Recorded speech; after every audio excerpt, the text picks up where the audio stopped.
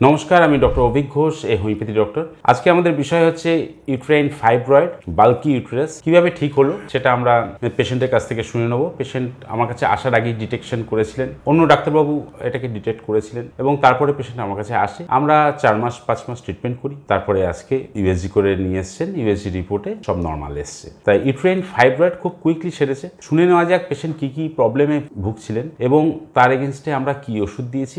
আমরা আসছি একটু পরে, আগে শুনে নিই পেশেন্ট কিভাবে ভুগছিলেন। আপনার লাস্ট বাচ্চা কবে হয়েছে? 7 মাস বাচ্চা হয়েছে। তারপরে আপনি কি প্রবলেমে ভুগছিলেন?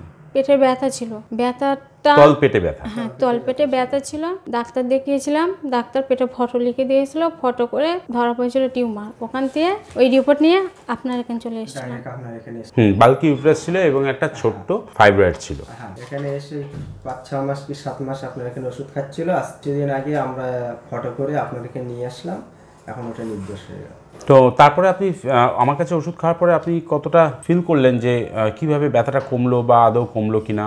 ওষুধ খাওয়ার পর আস্তে আস্তে আমি সুস্থ দিকে আসলাম। মানে ব্যথাটা, তলপেটে যে ব্যথাটা হচ্ছিল সেটা কমতে শুরু করলো। আর ওষুধ খাওয়ার পর খাওয়া দাওয়া ভালো ছিল। কতদিনে কমেছে? এই লাস্ট ওষুধ খাওয়ার পরে মাস 2-1 হবে। তারপরে আমরা ইউএসজি করলাম। ইউএসজি করে দেখলাম যে এখন তো ইউএসজি রিপোর্ট বলছে যে কোনো অ্যাবনর্মালিটি নেই, তো সেই হিসেবে ফাইব্রয়েডটা চলে গেছে। এখন ওষুধ দেওয়া হয়েছিল ল্যাকেসিস 200। এই ওষুধটি লোয়ার অ্যাবডোমিনাল লেফট সাইডের পেইনটাকে কন্ট্রোল করেছে এবং প্যারালালি বাল্কি ইউটেরাস বড় হয়ে গেছিল এবং সেটাকে কন্ট্রোল করেছে এবং সঙ্গে তার মধ্যে একটা ছোট্ট ফাইব্রয়েড ছিল, সেই ফাইব্রয়েডটাকেও ইরাডিকেট করেছে। তো এইভাবে আমরা ইউট্রাইন ফাইব্রয়েড 5 মাস ট্রিটমেন্ট করে কন্ট্রোল করতে পেরেছি।